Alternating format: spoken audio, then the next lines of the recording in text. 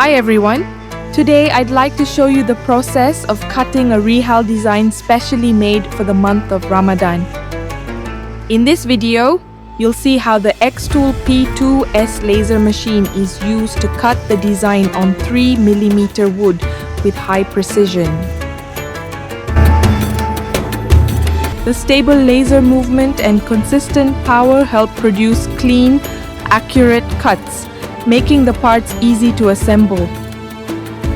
This process ensures the Wood-Rehal is sturdy, well finished, and suitable for Quran reading throughout the holy month of Ramadan.